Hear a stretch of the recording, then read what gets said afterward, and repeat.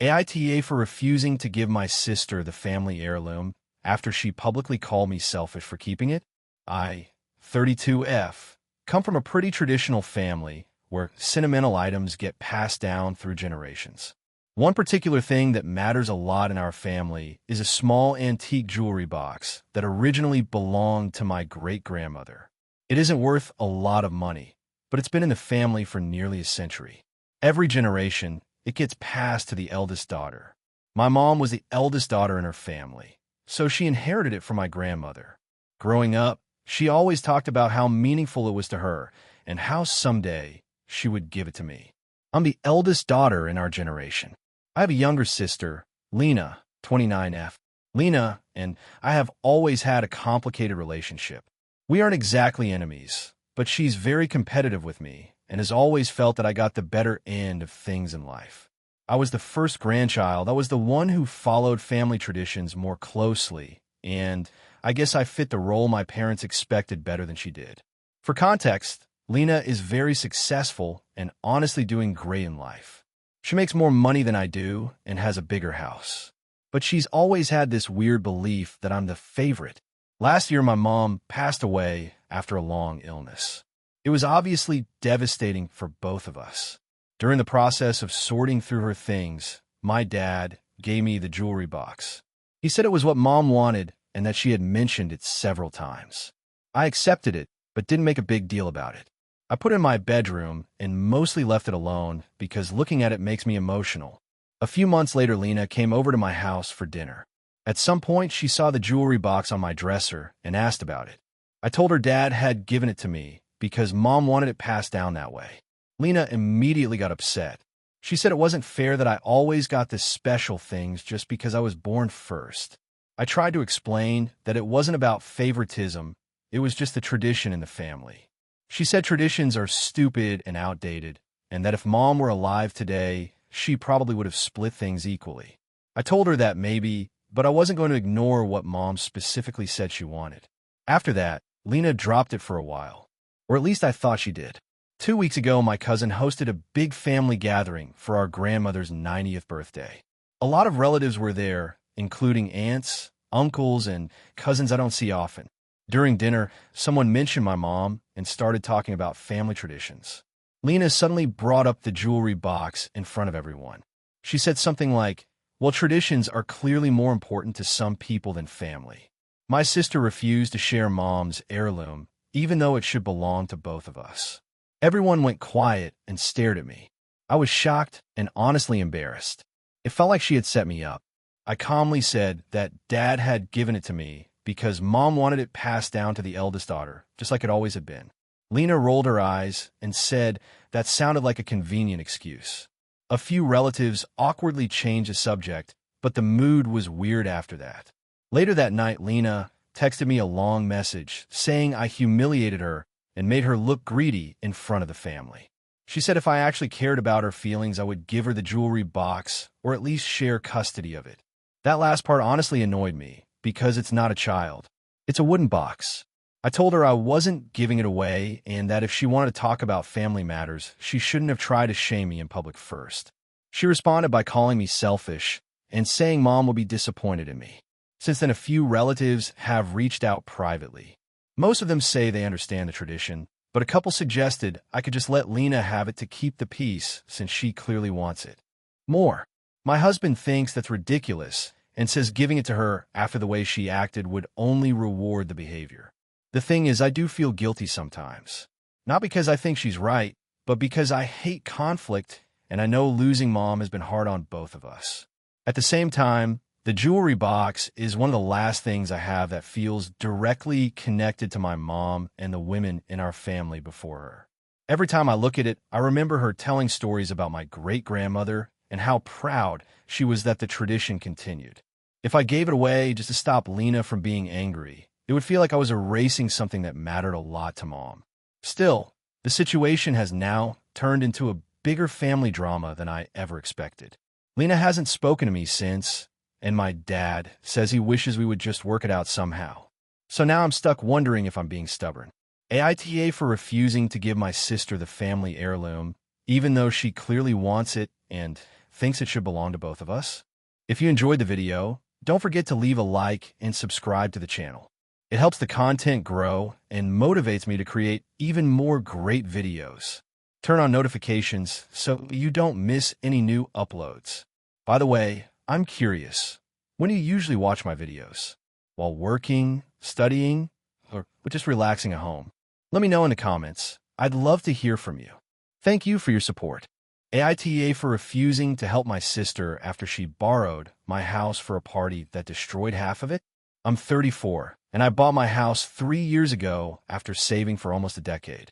It's nothing huge, just a small 3-bedroom place in a quiet neighborhood, but it's the first thing I've ever truly owned. I take a lot of pride in it, and I keep it in very good condition. I also work from home most of the time, so having a calm space matters a lot to me. My younger sister, Mia, is 27 and has always been the more impulsive one in the family. We get along fine most of the time, but she has a habit of asking for favors and then stretching them way beyond what was agreed. In the past, she's borrowed my car and returned it almost empty of gas, or stayed at my place for a few days that turn into 2 weeks. Because of that, I've become more careful about saying yes. About a month ago, Mia called me asking if she could come by while I was out of town for a work trip to water my plants and grab a package that was being delivered. I was leaving for 4 days, and the request sounded harmless. She's done similar things before, and it helped me out, so I gave her the spare key and said sure. I specifically told her not to have anyone over because my neighbors are strict about noise and parking. I came back late Sunday evening after a delayed flight. As soon as I pulled up, I knew something was wrong. There were beer cans in my front yard, and someone had shoved my trash bin halfway into the driveway. My stomach dropped before I even opened the door. Inside looked like a disaster zone. There were empty bottles everywhere, sticky floors, food ground into the carpet, and my couch had a massive tear in the side. Someone had knocked over a shelf and broken several frame photos. My kitchen counter had burn marks like someone had set something hot directly on it. The worst part was the smell of alcohol and smoke that had soaked into everything. I immediately called Mia. At first, she didn't answer. When she finally did, she sounded nervous and said, "I was going to tell you." Apparently, she had invited a few friends over Friday night because they wanted to celebrate a birthday. According to her, it was supposed to be maybe 8 people hanging out for a couple hours.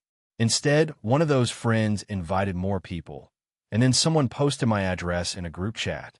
Mia admitted that at one point there were probably 30 people in my house. She claimed she tried to control it, but things got out of hand. She left around 2 a.m. because she said she felt overwhelmed and assumed everyone else would leave soon after. They did not. My neighbors later told me the party lasted until almost 5 a.m. and there was loud music, shouting, and cars blocking the street. One neighbor even threatened to call the police, but apparently the crowd finally dispersed before they arrived. When Mia came over the next day, she looked embarrassed, but also strangely casual about it. She apologized and said she'd help clean. I told her cleaning wasn't the issue. The couch was ruined, the carpet might need replacing, and my shelf and several decorations were broken. I asked how she planned to pay for the damage. She got defensive immediately. She said it wasn't fair to blame her for everything because other people caused the mess. I reminded her she was the one who used my house without permission and invited everyone. The conversation turned into a huge argument. She eventually said she couldn't afford to pay for all of that and suggested I just file under home insurance since I have a stable job. That comment honestly made me furious. I told her that if she couldn't take responsibility, then she shouldn't have thrown a party in someone else's house. I also said I wanted the spare key back and that she wouldn't be welcome in my house for the foreseeable future. Word somehow got around to my parents and extended family. My parents agree Mia messed up, but they think I'm being too harsh by refusing to help her now. The reason this even came up is because Mia recently asked if she could stay at my place for a week while her apartment building does plumbing repairs.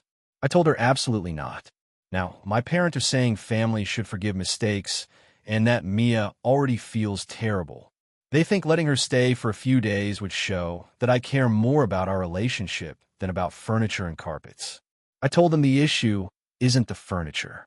It's the fact that she ignored a simple boundary, trashed my house, and then expected me to cover the cost myself.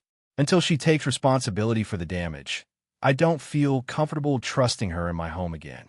Some relatives think I'm overreacting and that accidents happen when people are young and celebrating. Others say Mia should be grateful I didn't demand money immediately. So now I'm stuck wondering if I'm being too stubborn about this situation. AITA?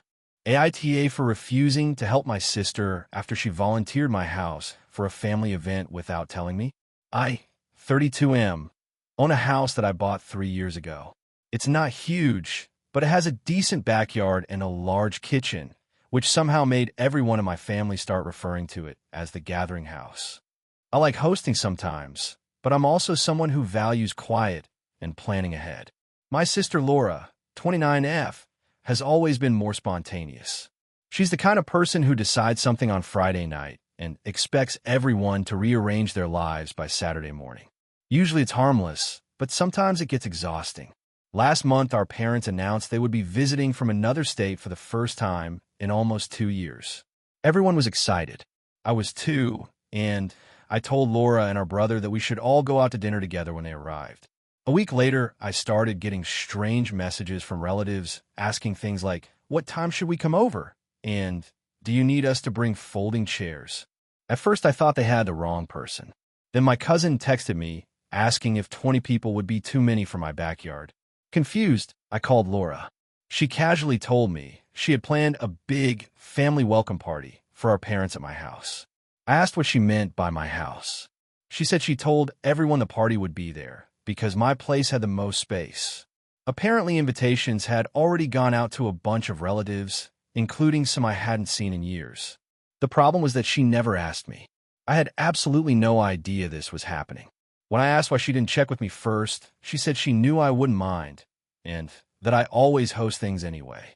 She also mentioned that she had already told people it was confirmed, so it would be awkward to change the location. I told her that hosting 20-plus people is not a small thing. My house was messy, my yard needed work, and I had planned to spend that weekend catching up on projects. More importantly, I was frustrated that she just assumed she could volunteer my home. Laura brushed it off and said it would mostly organize itself. She said people would bring food, and it would only be a few hours. She also said it would mean a lot to our parents. I told her I needed time to think about it. Over the next couple days, she kept texting me details as if I had already agreed. She asked if my grill still worked. She asked if I had extra coolers. She even asked if I could borrow tables from a neighbor. At that point, I felt like my maybe had already been turned into a yes without my input. So I finally told her that I wasn't comfortable hosting the event. I said if she wanted to throw a big party, she could do it at her apartment complex clubhouse or rent a park pavilion. I even offered to help set it up somewhere else. She got really upset and said I was backing out at the last minute. I reminded her that I never agreed in the first place. She said our parents would be disappointed and that everyone had already planned around my house being the location. Apparently, she then told the rest of the family that I was refusing to help and ruining the welcome party. My mom called me and asked why I didn't want everyone over. I explained the situation, but she said it seemed like a misunderstanding and suggested I just go along with it to keep the peace. My brother was more on my side and said Laura shouldn't have volunteered my house without asking.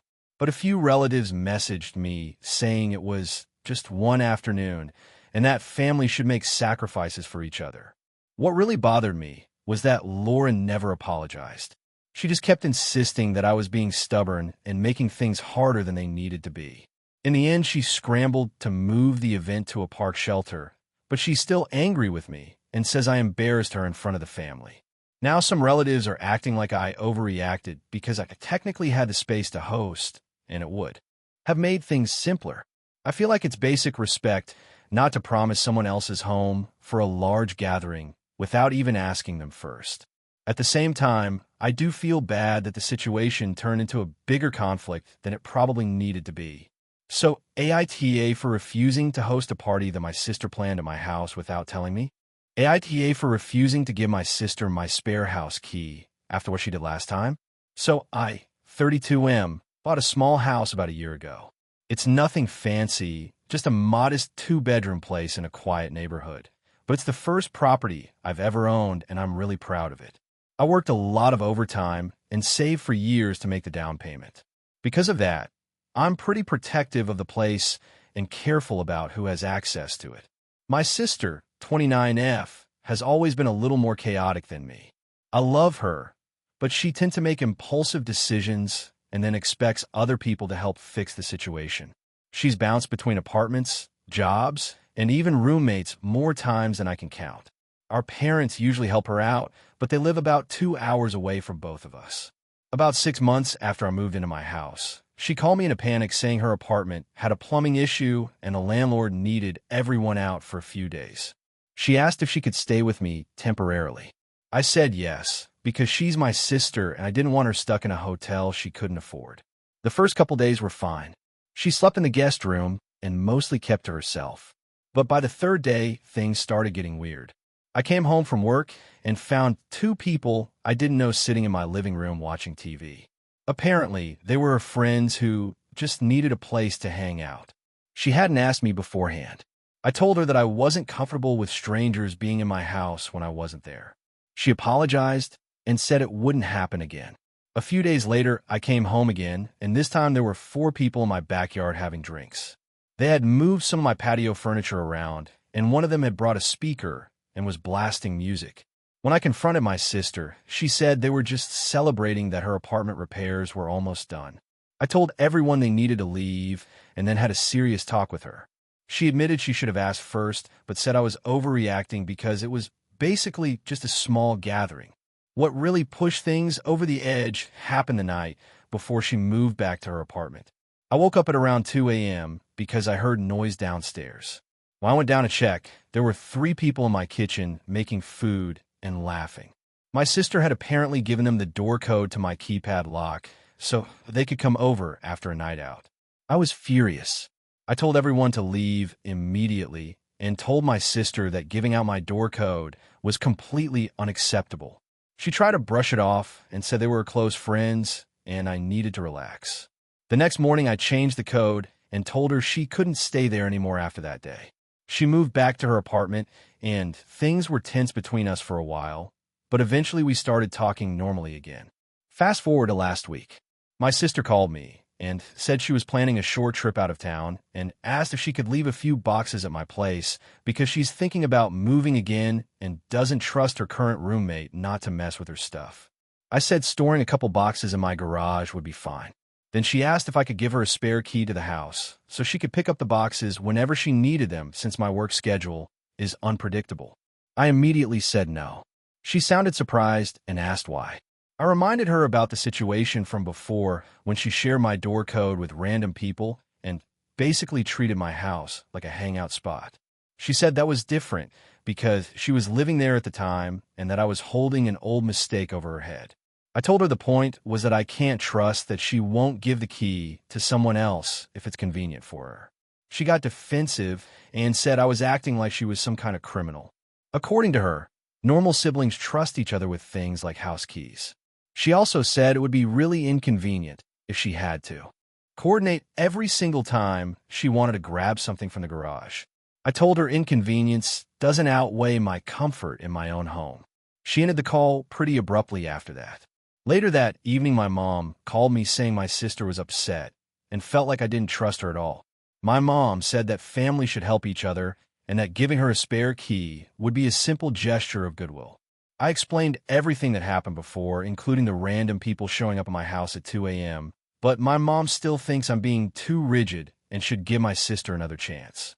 Now my sister is barely responding to my texts, and my mom keeps hinting that I'm damaging the relationship over something minor. Part of me wonders if maybe I'm being overly cautious since the incident was months ago and she hasn't done anything like that since. But another part of me feels like the whole point of owning my own place is being able to control who has access to it. So AITA for refusing to give my sister a spare key to my house. AITA for refusing to give my sister the family heirloom engagement ring that she always assumed would be hers. I, 29F, recently got engaged to my boyfriend Daniel, 31M. We've been together for 4 years, and he proposed last month with a ring that technically belonged to my grandmother. The ring itself isn't super expensive, but it's beautiful and means a lot to me. My grandmother and I were very close before she passed away 3 years ago. Here's where things get messy. My grandmother had 2 granddaughters, me and my sister Rachel, 32F. Rachel has always been the golden child in our family. She's charismatic, loud, and very confident, while I've always been quieter and a bit awkward. Growing up, Rachel was the one everyone expected big things from. When she got into a good college, the whole family celebrated like she'd won the Olympics. When I got into a decent college, too, it was more like, oh, that's nice. Despite that, I never really resented her. Rachel and I weren't extremely close, but we got along well enough. When my grandmother got sick, I was the one who spent the most time with her. Rachel lived in another state and only visited a couple times during that year. I don't blame her for that because she had a demanding job, but I was the one helping with groceries, appointments, and just keeping her company.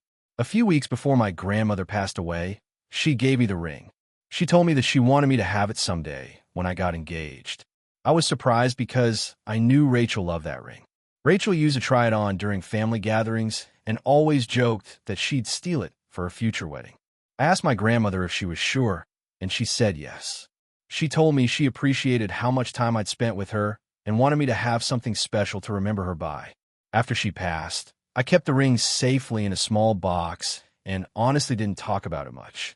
My parents knew I had it, but Rachel didn't know the details. Fast forward to last month when Daniel proposed. He asked my parents beforehand and also asked if he could use my grandmother's ring. They said yes and were happy about it. I posted a picture online because I was excited. Within a few hours, Rachel called me, sounding really weird. At first, she congratulated me, but then she asked if that was Grandma's ring. I said yes. There was a long silence, and then she said, "Why do you have it?" I explained that Grandma gave it to me before she passed away. Rachel immediately got upset and said that ring was supposed to be hers. I told her Grandma never said that, but Rachel insisted it was understood by everyone because she had always talked about using it one day. She said I should have told her I had it, and that using it for my engagement was a betrayal. Things escalated quickly. She started saying that I manipulated Grandma when she was sick and that I took advantage of being around more. That accusation really hurt because I love my grandmother and never asked for the ring. A few days later, my parents called me saying Rachel was extremely upset and that maybe I should consider giving her the ring to keep the peace. Their idea was that Daniel could just buy me another ring and Rachel could use Grandma's when she eventually gets engaged. I said no. For one thing, I'm already engaged and wearing it every day. For another, my grandmother specifically gave it to me. It feels wrong to just hand it over because Rachel is angry. Rachel then sent me a long message saying I always had to compete with her, and this was my way of finally winning something. She also told me that everyone in the family thinks it's cruel that I'm keeping it. Now my parents are acting awkward and keep hinting that family harmony is more important than a piece of jewelry. Daniel says I did nothing wrong and that the ring was clearly a gift to me. Some of my friends agree, but a couple said they understand why Rachel feels blindsided. I do feel bad that Rachel is hurt, but at the same time it feels like she's rewriting history and claiming something that was never promised to her. Now family events are tense, and my parents keep suggesting compromises like letting Rachel use the ring for her wedding photos someday, which sound bizarre to me. So, AITA for refusing to give my sister the engagement ring my grandmother gave me, even though she always assumed it would be hers. AITA for refusing to give my brother the house our parents left me, even though his family is struggling. I, 32M, grew up with my younger brother Jake, 29M, in a small town. Our parents were not wealthy, but they were careful with money and managed to pay off the house we grew up in. It is a modest 3-bedroom place, nothing fancy, but means a lot to me because of the memories attached to it. A few years ago, our parents passed away within the same year. It was an incredibly difficult time for both of us. When the will was read, the house was left to me. The rest of their savings and investments were split evenly between Jake and me. I was honestly surprised because I always thought the house would be split somehow, but apparently our parents made the decision a few years before they died. Later, my aunt told me that the reason was pretty simple. I had been helping our parents financially and physically for years. I paid for repairs, helped with property taxes when my dad got sick, and spent weekends fixing things around the house. Jake moved to another city about 8 years ago and rarely visited. Our parents didn't blame him, but I guess they felt I had already invested a lot into the place. After everything settled, I decided to move into the house instead of selling it. My apartment lease was ending anyway, and it felt comforting to stay somewhere familiar. Over the last 2 years, I have spent a lot of time and money fixing things up. The roof needed partial replacement, the plumbing was a mess, and I renovated the kitchen. Altogether, I probably spent around $40,000 of my own savings on repairs and upgrades. Jake didn't seem bothered at first. He congratulated me and said he was glad the house stayed in the family. About 6 months ago, things changed. Jake lost his job. He works in marketing, and apparently his company downsized. Around the same time, his wife had complications with her pregnancy and had to stop working earlier than expected. They now have a newborn and a 4-year-old. From what he told me, they've been burning through their savings and struggling with rent in the city they live in. About 2 months ago, Jake called and asked if he and his family could temporarily move into the house with me while he looks for work. I said yes immediately because he is my brother and I didn't want his kids in a bad situation. They moved in about 3 weeks later. At first things were okay, but living together quickly became tense. The house is not huge, and suddenly having 4 extra people changed everything. The kids are loud.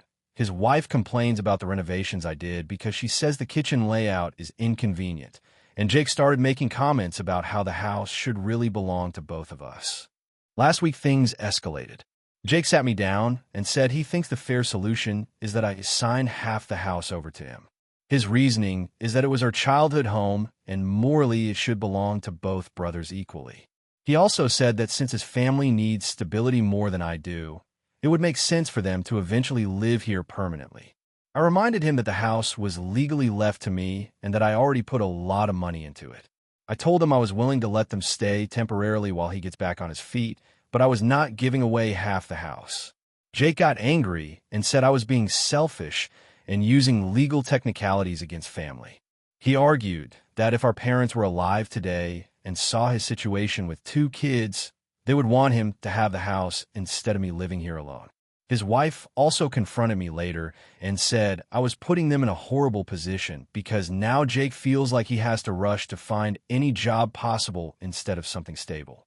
She implied that if I really cared about my nieces and nephews, I would make sure they have a permanent home here.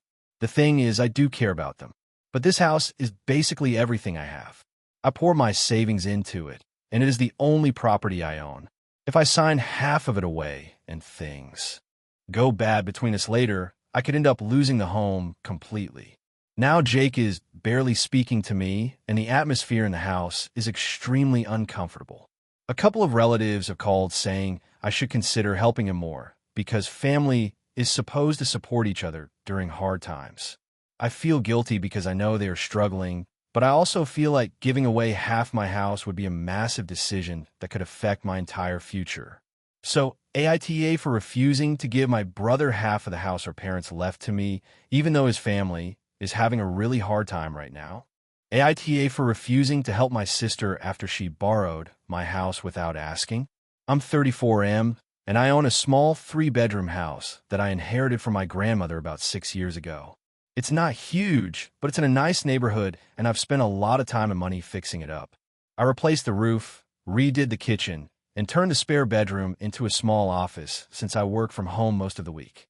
I'm pretty protective of the place because it's both sentimental and basically my biggest asset.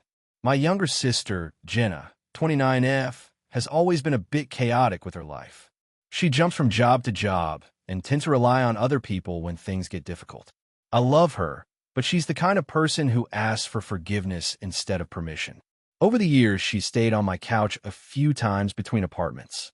I always helped her, but every time it ended with some kind of issue like unpaid bills, broken things, or her overstaying what we agreed on.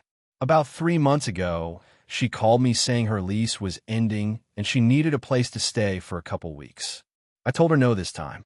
I wasn't mean about it, but I explained that the last few times have been stressful and I didn't want to repeat that situation. I even helped her look for cheap rooms and sent her listings. She seemed annoyed, but said she'd figure something out. A few weeks later, I had to travel for work for about 10 days. While I was gone, my neighbor texted me asking if I had renters moving in because there were several unfamiliar cars in my driveway. I was confused and said no. He then mentioned seeing my sister carrying boxes inside the house. I called Jenna immediately, but she didn't answer. I checked my door camera and saw footage of her unlocking the front door with the spare key I used to keep hidden in the backyard. Apparently, she remembered where it was from years ago. Over the next couple of hours, multiple people showed up with suitcases and bags. I was furious. I called her again, and finally she answered. She acted like it was no big deal and said she and two of her friends needed somewhere to stay for a little while and that my house was empty anyway. She said she planned to leave before I got back and thought I wouldn't mind if I never knew. I told her that breaking into my house and moving people in without permission absolutely crossed the line. She kept saying I was overreacting and that family should help each other. Her friends were apparently in the background telling her to just hang up.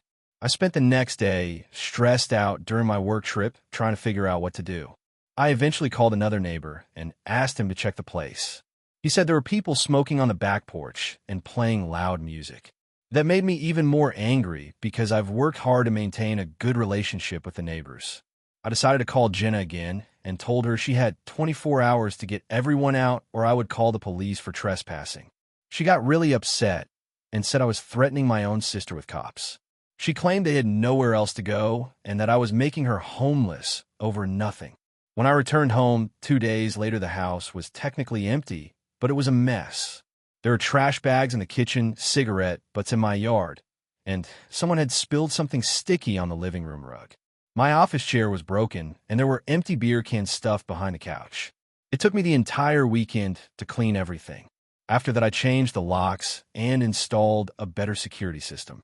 I also sent Jen a message telling her that until she apologizes and pays for the damage, I'm not willing to help her again or let her in my house. Now my parents and a couple of relatives are saying I'm being too harsh.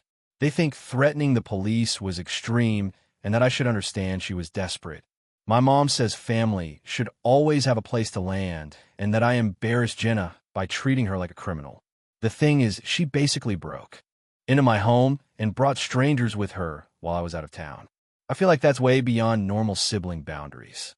But since several relatives keep telling me I'm overreacting and should forgive her and even let her stay temporarily, I'm starting to wonder if I handled it wrong. So AITA for refusing to help my sister after she secretly used my house without permission? AITA for confronting my sister over how she treats my kids? I have always considered myself a patient person, but lately I've been questioning that. I am 34, married to my husband, James, who is 36, and we have 2 children, Lily, 8, and Max, 5. My younger sister, Rachel, 29, has always had a very strong personality, which can be great when she's channeling it into her work or hobbies, but not so great when it comes to interacting with children, especially mine. Rachel has never had kids herself, and she's made it clear multiple times that she doesn't really like them. She said things like, "I'm not a kid person," or "babies are too much work." I always brushed it off, thinking that as my sister, she'd still be supportive and maybe soft-spoken around my kids. That's where I was wrong. A few months ago, James and I were invited to a weekend getaway with my family. We decided to take the kids because it would be a family bonding experience, and I thought it would give Rachel a chance to get closer to them. I was wrong. From the moment we arrived, Rachel seemed irritated by Lily and Max. She rolled her eyes when they asked her questions, complained when they made noise, and openly criticized how James and I parented them in front of other family members. The first night, Max accidentally knocked over a glass of juice while reaching for his snack. He apologized immediately, but Rachel snapped, saying he was too clumsy and that we shouldn't have to live like this. She turned to me and said I was spoiling them, and that Lily and Max were entitled brats. I felt my face flush, but I tried to stay calm and simply cleaned up the spill and moved on. I didn't want to ruin the evening for the rest of the family. The next morning, things escalated. Rachel was in the kitchen when Lily tried to help make breakfast. Lily is always eager to help, and normally I encourage her to be involved, But Rachel started making comments like, this is going to end in a disaster if you keep letting her touch everything, and maybe you should teach your kids some manners instead of letting her run wild. I told Rachel to stop, and that Lily was just trying to help. Rachel scoffed and walked out, muttering something about how I needed tougher rules for my children. By the third day, I was exhausted.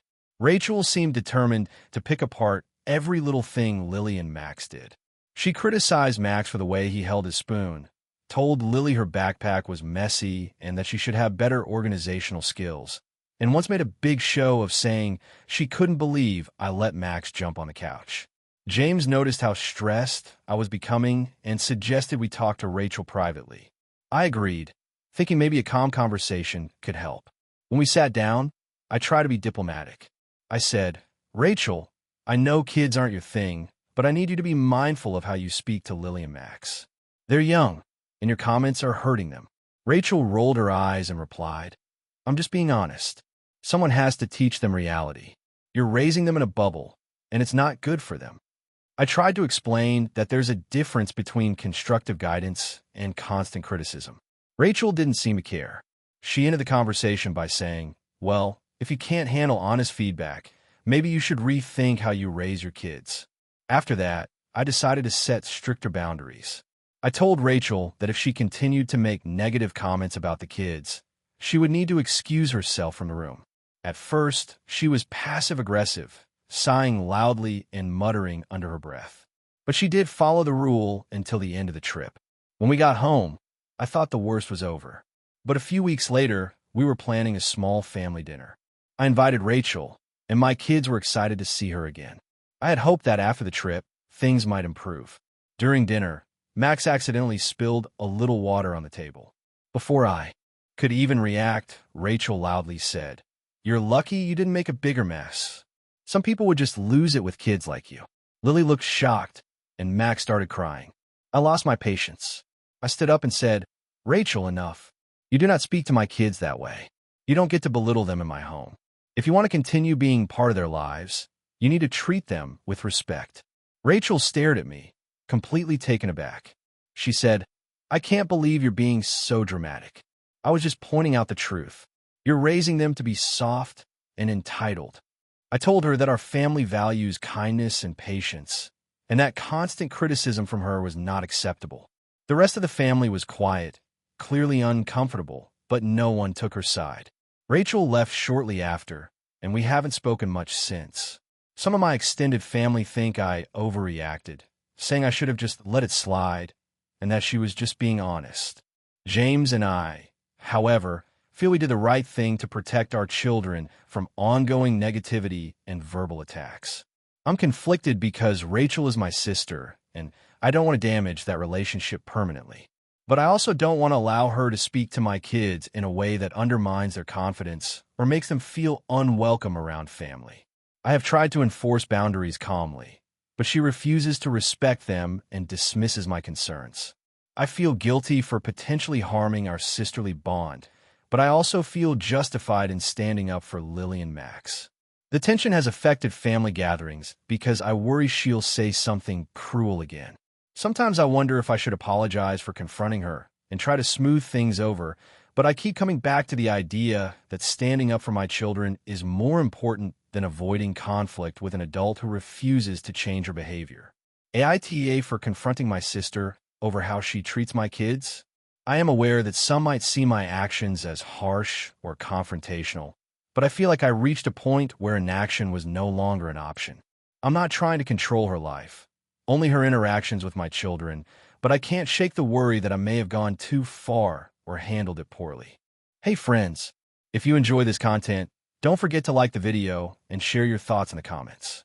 We really want to know what you like and what can be improved. What do you think of the video? Are there any topics you'd like to see in future videos? Your feedback really helps us get better.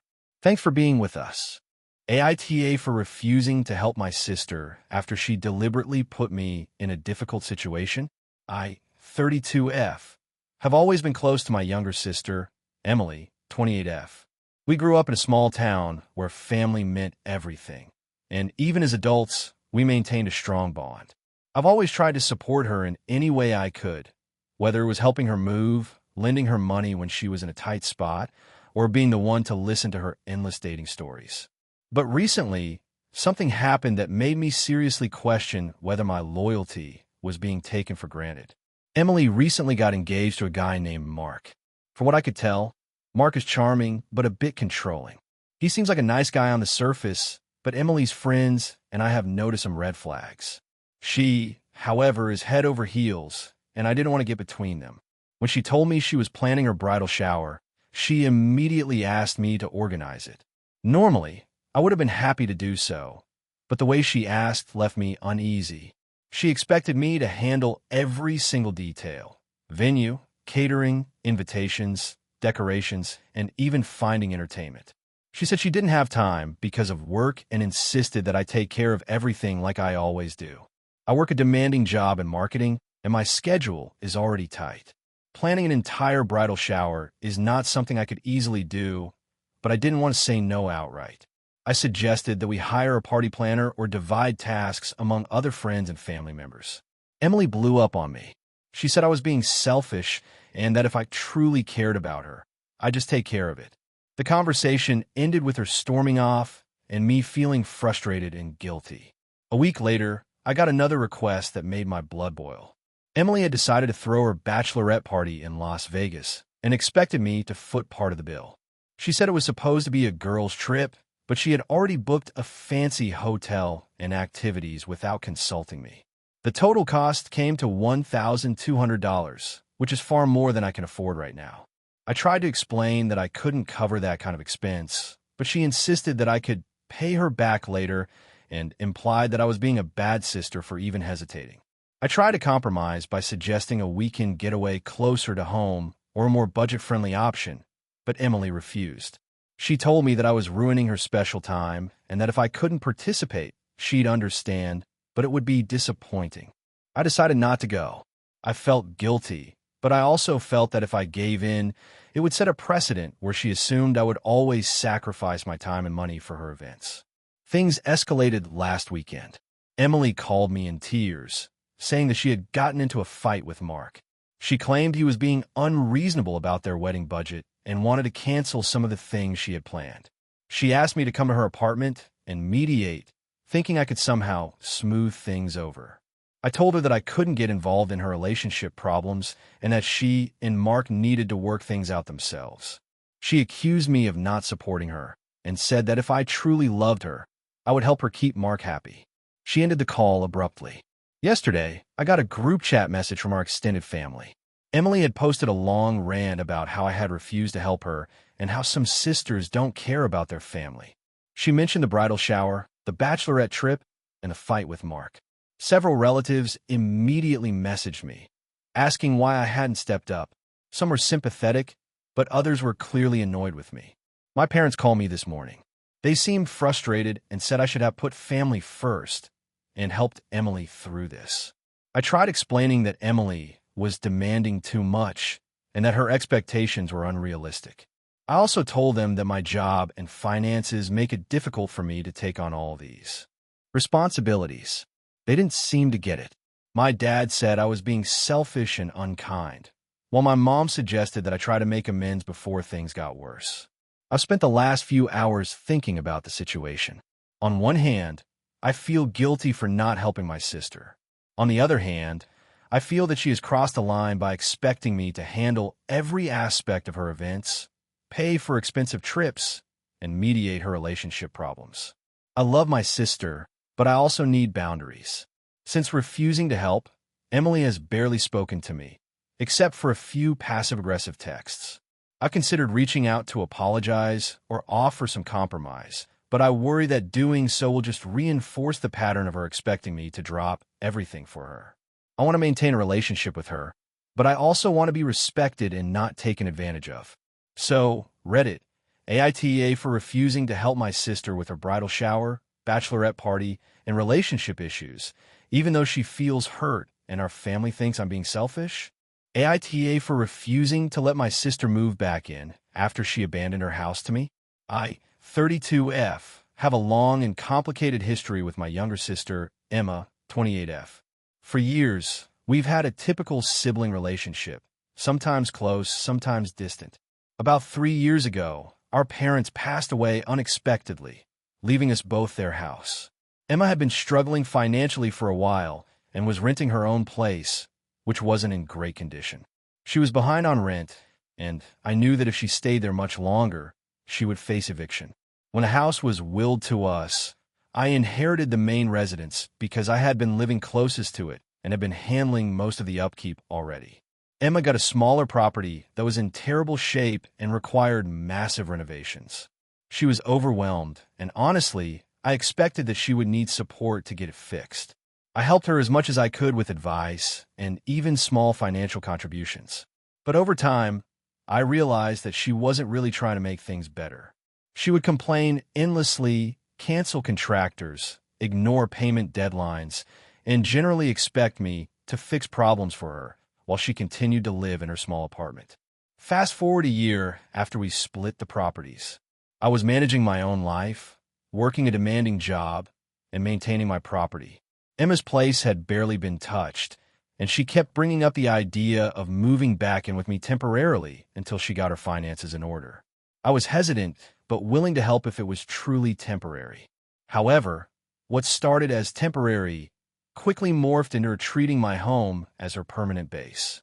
She began moving her belongings in, spending weeks at a time without contributing to bills, chores, or household responsibilities. I tried to set boundaries, asking her to pay part of the utilities, contribute to groceries, or at least maintain the living spaces she was using. But she would argue that she was only staying temporarily and promised she would sort things out soon. The breaking point came when she decided to sell her small property without informing me. She told me after the fact that she couldn't handle it anymore and that she planned to rent a new place closer to her job, but until it was ready, she would be staying at my house. I felt blindsided and frustrated.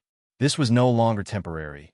It had become indefinite, and I was effectively being asked to house her while she made her next move.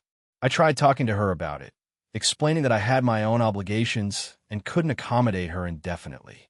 I suggested she either stay with a friend, find a short-term rental, or spend a few months paying rent to offset the inconvenience. She got very defensive, claiming that I was being cruel and unsupportive of family. She also started bringing up our childhood, implying that I always got what I wanted while she struggled, which is true in some ways, but irrelevant to the current situation. Things escalated when she began reorganizing my kitchen, moving my belongings, and even attempting to decorate my living room in her style. I told her several times that she couldn't do that in my house, and she accused me of being controlling. I felt like I was losing my own home to someone who wasn't respecting any boundaries. After a particularly stressful week where I had to work late every night, come home to find her inviting friends over without asking, and dealing with her leaving the bathroom in a mess repeatedly, I told her very firmly that she could not stay with me anymore. She cried, shouted, and accused me of being selfish. Our argument lasted several hours, and she left temporarily, saying she would figure something out. A few weeks later, she sent me a message claiming that she was moving back in for a short while, until she could find a suitable place.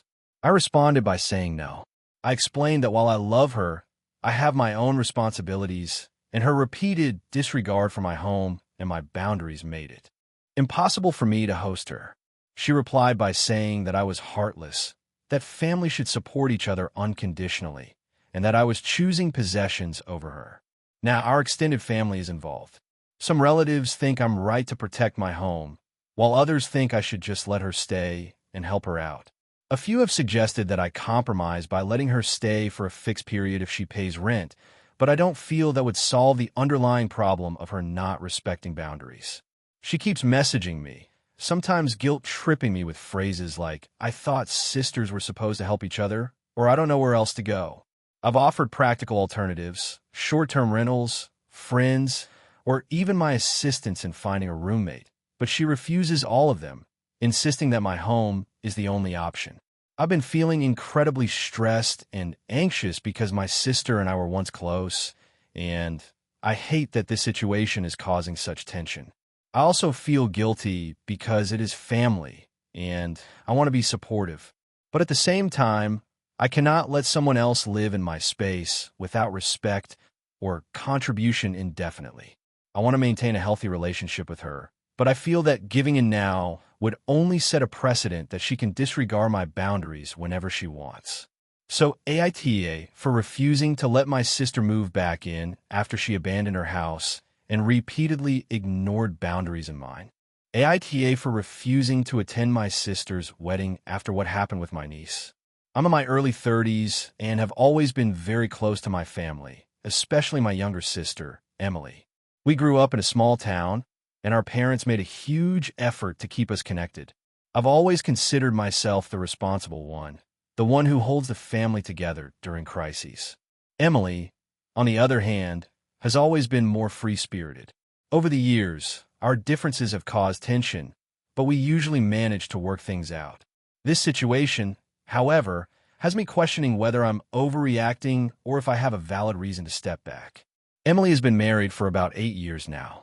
Her husband, Mark, is generally nice, though a little absent-minded, and they have a daughter, Sophie, who is almost 6.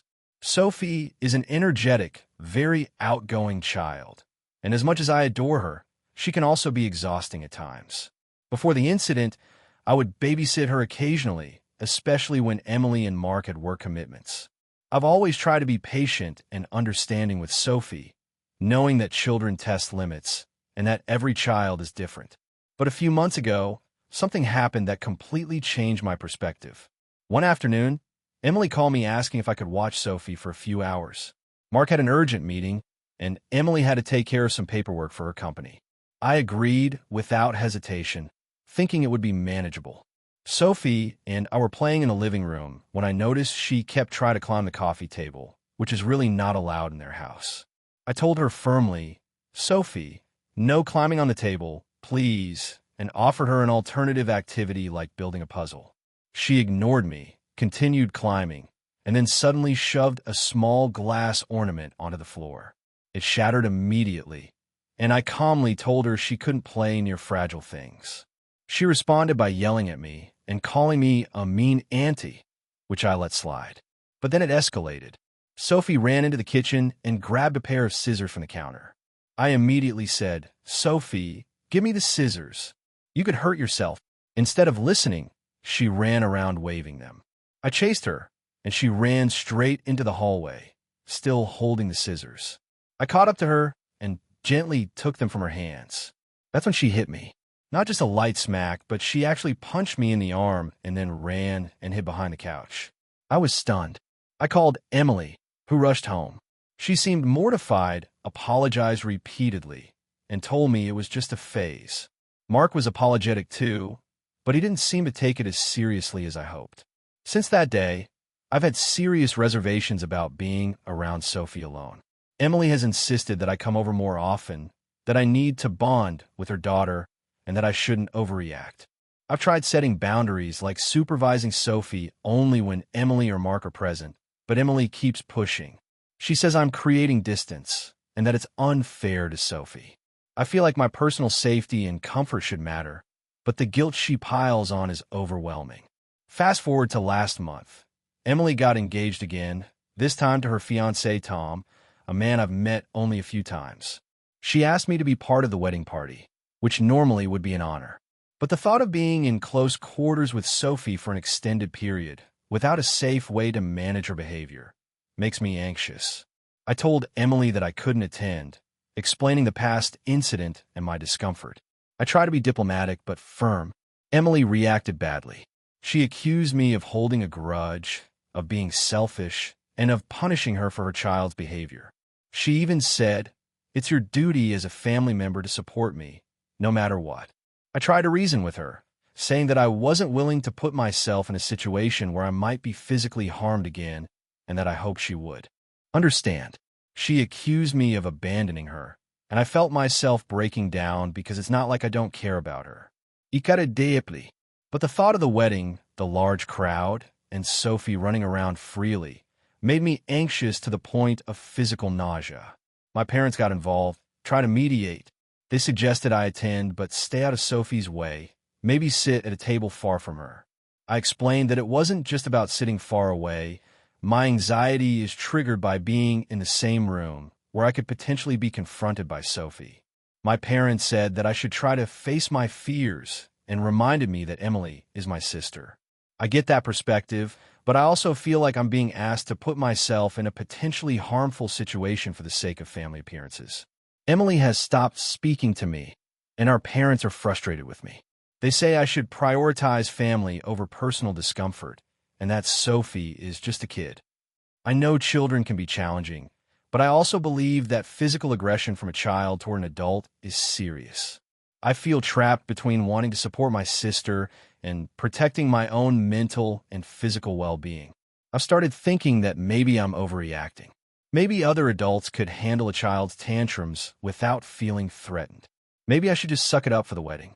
But then I remember the fear I felt that day when Sophie had the scissors, the anger and confusion when she hit me, and how little Emily seemed to understand my perspective. I feel like attending would be compromising my boundaries and safety. On the other hand, my sister is genuinely hurt and feels I'm rejecting her on one of the most important days of her life. So, AITA for refusing to attend my sister's wedding because of my fear and discomfort around my niece after she physically attacked me. I love my sister, I love my family, and I don't want to cause drama, but I also feel like my concerns are valid. I've offered to celebrate with Emily separately, maybe take her and Tom out for dinner or give them a gift, but she says that's not enough. I'm at a loss and not sure if I'm being selfish or protecting myself. I would like honest perspectives on whether my feelings are unreasonable or if my sister's expectations are unfair. I truly don't want to ruin our relationship, but I also can't ignore the trauma of what happened. Has anyone else faced a situation where a child's behavior made you uncomfortable to the point of avoiding family events? How did you navigate it? AITA for refusing to help my brother move out of his new apartment after he insulted me in front of our family? This all started a few months ago when my younger brother, Jason, announced that he had finally signed a lease for his first apartment. He's 26, and we've always had a bit of a strained relationship, mostly because of his tendency to be impulsive and a little self-centered. Despite our history, I wanted to be supportive, so I told him I'd help him move in. I wasn't expecting a huge ordeal. I figured we'd just spend a few hours on a Saturday loading boxes and furniture. The week leading up to the move, things were tense but manageable. Jason started complaining about every little thing from the type of boxes I brought to the route we should take to the apartment. I tried to ignore it, reminding myself that moving is stressful and he's excited about this new chapter in his life. The day of the move, our parents came over to help as well. I got there early to help pack the last of his belongings. When I arrived, Jason was already in a foul mood. He told me my boxes were too heavy and amateurishly packed, which was odd since he had been the one telling me what to pack and how. I laughed it off, but my parents looked uncomfortable. As we were loading the truck, things escalated. Jason snapped at me in front of everyone, saying that I'm lazy and never take anything seriously. He even went so far as to say I dragged everyone down and that he can't believe he even asked me to help. I was stunned. I've helped him countless times in the past, and this was completely out of line. I tried to keep calm and respond calmly, saying that I was doing my best and that I had been helping all day. He just kept yelling, and at one point I walked away to cool off. My parents intervened and tried to mediate, but Jason doubled down, insisting that he doesn't need anyone's help and that he could do this alone. My mom looked disappointed, and my dad gave me a sympathetic look, but neither of them said much. By this point, the truck was mostly loaded, but I was so upset that I didn't feel comfortable continuing to help. I told Jason that I wouldn't be participating any further. He laughed and called me dramatic and immature, which honestly felt like the final straw. I went home instead. When I got there, I felt guilty for leaving my parents to finish the move, but I also felt justified because I had been verbally attacked and insulted in front of everyone. That night, Jason sent me a long text message, basically gaslighting the entire situation. He said that I overreacted, that everyone was embarrassed by my behavior, and that I was the reason family events always go wrong. He even accused me of holding grudges because I'm jealous of his independence. Over the next few days, the tension in the family became noticeable. My parents tried to encourage me to apologize to Jason so things wouldn't get worse, but I was hesitant. I felt like apologizing would mean I was admitting to being in the wrong when I clearly wasn't. Meanwhile, Jason's friend started posting pictures of his new apartment on social media with captions about how he did it all himself, which I found frustrating because I had spent weeks helping him prepare for this. A week later, my mom casually mentioned that Jason had been telling people I refuse to help because I'm lazy and selfish. At this point, I realized that if I stayed silent, my reputation with the rest of the family and mutual friends might be affected. I decided to have a calm, honest conversation with my parents, explaining my side, that I had been verbally attacked, that I felt disrespected, and that leaving was a way to protect my own mental health. My parents seemed to understand, but they also urged me to consider whether it might be worth extending an olive branch to Jason to keep the family peace. I thought about it for a few days and finally decided to send Jason a text message. I kept it neutral and straightforward, saying that I was willing to talk when he was ready to speak respectfully. I didn't apologize for leaving because I don't think I did anything wrong, but I expressed that I wanted to have a better relationship moving forward. Jason's response was cold and dismissive. He accused me of playing the victim and said he doesn't need me in his life if I can't support him the right way. Since then, I haven't spoken to him directly. Family gatherings have become uncomfortable because everyone seems to be on edge. Some relatives have implied that I should just get over it and apologize, while others have privately told me they think Jason overreacted and that I handle myself reasonably. My parents are stuck in the middle, trying to maintain neutrality, which I understand but find frustrating. I'm conflicted because on one hand, I feel justified in refusing to help someone who insulted me in front of our family. On the other hand, I wonder if I should have swallowed my pride and continued helping for the sake of family harmony. I also worry about how this will affect my relationship with my parents and extended family long-term. So, AITA for refusing to help my brother move after he insulted me in front of our family? Or am I justified in setting that boundary? AITA for refusing to help my sister move after she repeatedly disrespected my boundaries and mental health? I, 32F, have always been the responsible one in my family.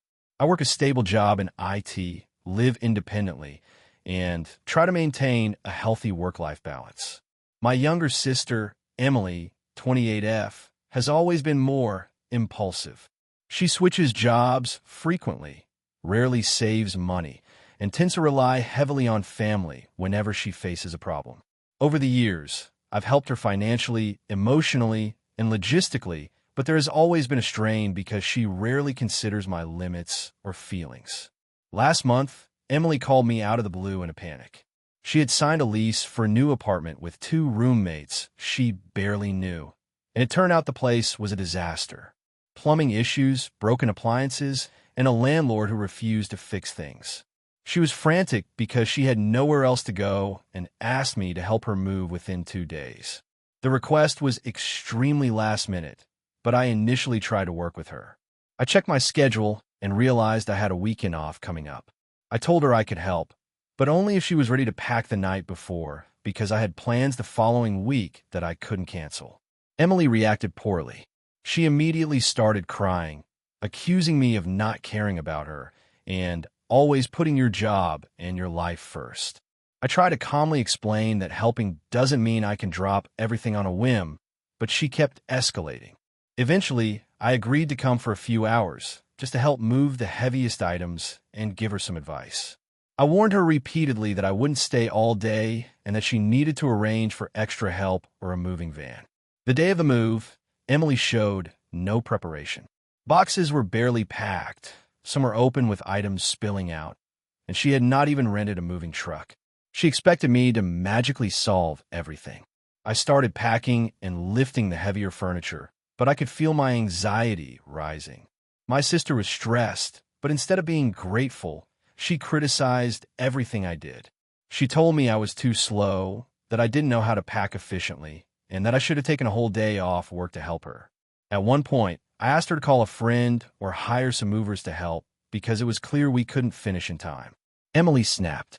She yelled that I was abandoning her and that I never do anything for family unless it's convenient. She even brought up every little thing I hadn't done for her over the years, from forgetting her birthday once to not attending her college graduation. By this point, I was emotionally drained. I told her that if she continued to yell, I would leave, and she responded with a sarcastic, "Fine, go ahead. Maybe then you'll finally learn to be selfish." I left. I didn't help her finish moving, and she was furious.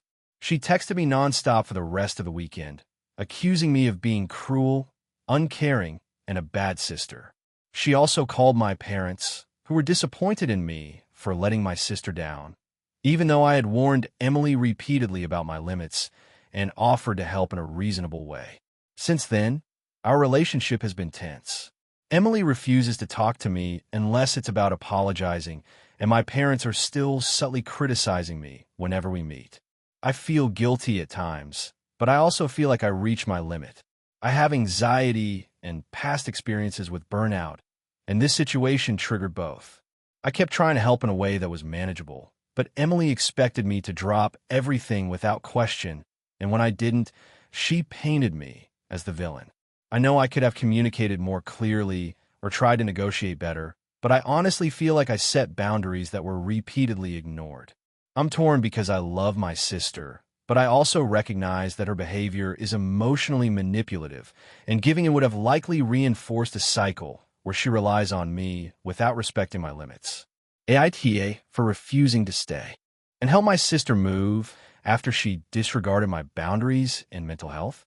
AITA for refusing to help my best friend after she got married and had a baby. I, 28F, have been best friends with Lisa, 28F, since college. We practically grew up together, living in the same dorm, sharing almost every major milestone, and supporting each other through relationships, family drama, and career challenges. Our friendship has always been intense and very close. We genuinely consider each other family. Because of that, when Lisa got engaged 2 years ago, I was over the moon. I helped her plan the wedding, attended every dress fitting, helped with decorations, and even stayed at her house for a week before the wedding to acknowledged. My parents and siblings think I'm in the right, but some friends are telling me that I should apologize or make more sacrifices because friends help each other no matter what. I get that perspective, but I also feel like a relationship, platonic or otherwise, shouldn't be one-sided or manipulative. I feel conflicted because I love Lisa, and I don't want to lose her as a friend, but I also don't want to be a doormat or risk burning out from constantly responding to emergencies that aren't actually emergencies. AITA for refusing to drop everything to help my best friend whenever she demands it. Even though she is married and has a baby, I want to maintain the friendship, but only if it can exist with boundaries and mutual respect. Right now, it feels like she's trying to control me and guilt me into prioritizing her needs over my own.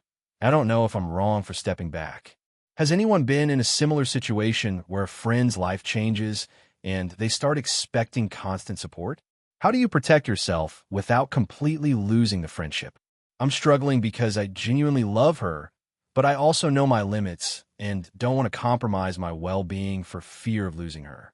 I just don't know how to navigate this without either getting blamed for being selfish or completely giving up my boundaries. I keep thinking maybe I'm too harsh, but I also feel like she has crossed a line in how much she expects from me. I feel stuck between love for a friend and protecting my own mental health. AITA for ruining my sister's wedding because I refuse to lie about my health? This is going to be a long one, so please bear with me. I, 28F, have always been very health conscious. I was diagnosed with a rare autoimmune condition about 5 years ago, which isn't usually life-threatening, but it does make me extremely vulnerable to infections and certain medications. My sister, Emily, 32F, has always been the opposite. She's very social, loves big parties, and has a sort of nothing can stop me attitude when it comes to life events. She's also incredibly organized, which sounds great, except when it comes to family dynamics, she can be controlling. Emily got engaged last year, and from the start, she wanted a huge wedding. I mean, think multiple venues, elaborate decorations, a full live band, and a guest list that included basically our entire extended family, including distant cousins I barely know. I was happy for her, but I immediately felt a pang of anxiety about being in such a high-risk environment for me. Large crowds, long exposure to strangers, and the possibility of someone getting sick, it all triggered my condition. I had to explain this to her multiple times, but she kept insisting that I just needed to be careful and that I was overreacting. As the wedding plans progressed, she started asking me for more involvement. I make custom jewelry, so she asked me to design all the bridesmaids' accessories. I agreed because I love her and wanted to help, but I started to feel exhausted because every time I went to her apartment or workshop to show samples, she had friends or family around, and I was constantly anxious about germs and catching anything that could make my condition flare up. I told her multiple times that I needed breaks and couldn't do in-person appointments frequently, but she would say things like, "This is for my big day. Can't you just push through it?" About 2 months before the wedding, she announced a mandatory bridal shower that she organized. She insisted all the bridesmaids attend in person and that no one could skip because it would ruin the experience. I explained that my doctor had advised me to avoid large indoor gatherings, especially in winter months when infections are more prevalent. I offered to join virtually, but she brushed it off, saying, "Emily, it's not the same on Zoom. You have to be there in person." At this point, I started to feel cornered. I didn't want to upset her or ruin her big day, but I also couldn't risk my health. Things got worse when she asked me to lie to my mom and dad about being okay with attending all the events. She wanted me to say I was fine when I wasn't because apparently telling them the truth would stress everyone out. I absolutely refused to lie, explaining that honesty about my health wasn't optional. She accused me of being selfish, saying I was putting my health over family and that I was ruining her perfect plans. The last straw came the week of the wedding.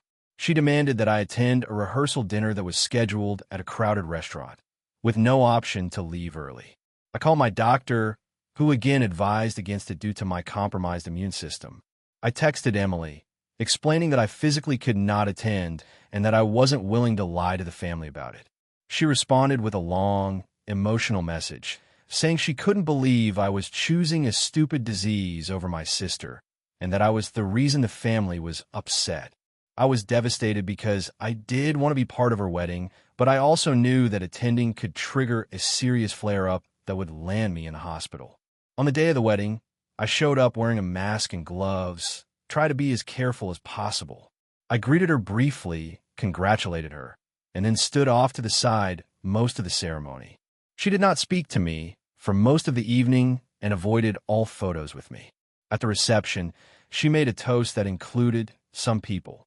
Couldn't even make the effort to be here, which is really disappointing, and it was clear everyone knew she meant me. My parents tried to mediate, but I could tell they were frustrated because they wanted everyone to appear happy and get along, even if that meant ignoring my medical concerns. After the wedding, I got several messages from extended family members asking why I didn't participate more fully, and some even implied that I was being dramatic. Emily hasn't spoken to me since the wedding except to send a brief thank you message for the jewelry, which I found extremely cold considering everything. I feel guilty because I know she was really excited about her wedding and I didn't show up in the way she expected.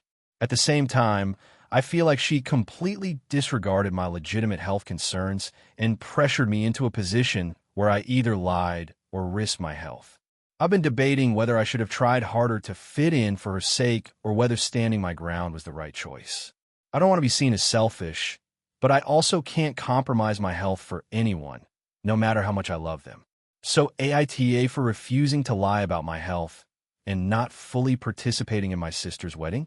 AITA for refusing to let my sister move back in after she burned bridges with everyone else? This all started about 2 years ago. I, 32F, have always been the responsible sibling. I have a stable job as a software engineer, a decent apartment, and a good circle of friends. My younger sister, Emily, 28F, has always been more of a free spirit. She's brilliant and funny, but notoriously unreliable. Over the years, she's had several jobs, moved between cities, and leaned heavily on family whenever things went wrong. 2 years ago, Emily got into a huge fight with our parents. The details are complicated, but basically, she was living with them rent-free, but she consistently ignored household rules, borrowed money and didn't pay it back, and caused tension with other family members. The breaking point came when she took one of my dad's tools, sold it, and didn't admit it. That ended in screaming, a police report for a minor theft, and Emily storming out, vowing never to speak to our parents again. She cut off contact with them completely. After that, she bounced between friends' couches, Airbnb rentals, and short-term rentals. She never asked me directly to move in, but I would occasionally check in with texts or calls. I helped her with small things like groceries or paying for a temporary storage unit when she had to leave a place, but I never offered a long-term solution because I was worried about her dynamic. She has a pattern of burning bridges and then expecting people to take her back. Fast forward to last month. I was at work when I got a text from Emily. "Hey, can I crash at your place? I'm in a tough spot, rent got complicated, and I don't have anywhere else to go. Love you. Hope you can help." I was annoyed immediately. I've been careful with boundaries for years, and she's known that. He replied honestly, "I am sorry, Emily. I can help you with resources, but you can't stay here." She called me immediately, and the conversation went downhill fast.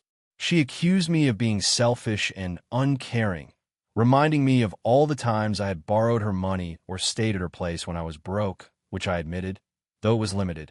She said I was family and should always have her back.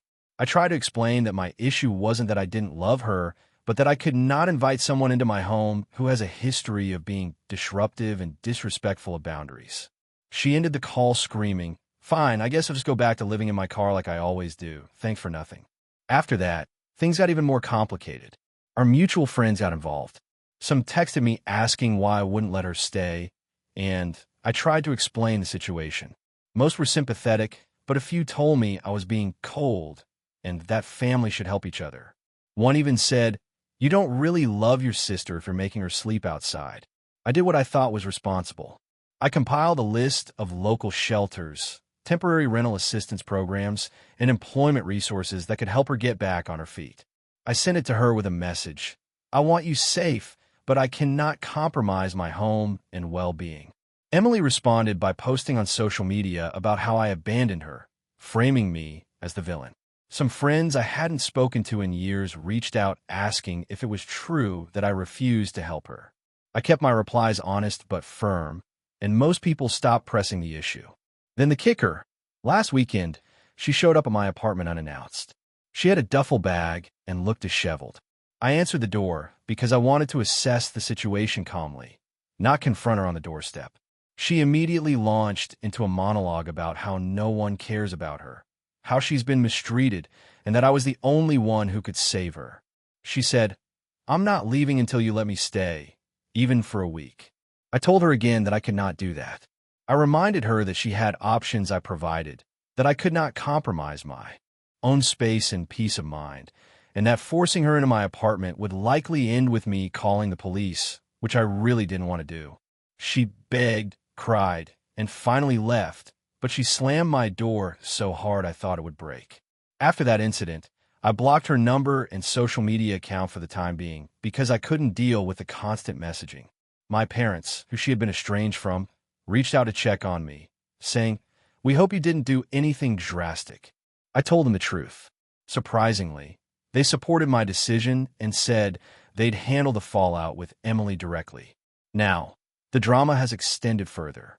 Emily has started contacting our friends individually, trying to make them choose sides. A few have made passive-aggressive comments to me about being heartless or not being a good sister. I have stayed firm, explaining that I care about her safety and well-being, but cannot host her in my home under current circumstances. I feel like I'm being punished for setting boundaries. I'm worried that my refusal will permanently damage my relationship with her, but I also know that if I had let her stay, it would have been a chaotic and stressful environment for both of us. I even offered to help her find a new job, a more stable place to live, and local charities that could assist her, but she refuses to engage with any of it. I've been reflecting on whether I could have handled this differently. Could I have offered her a week just to give her time to stabilize, or would that have been setting up a repeat of past patterns?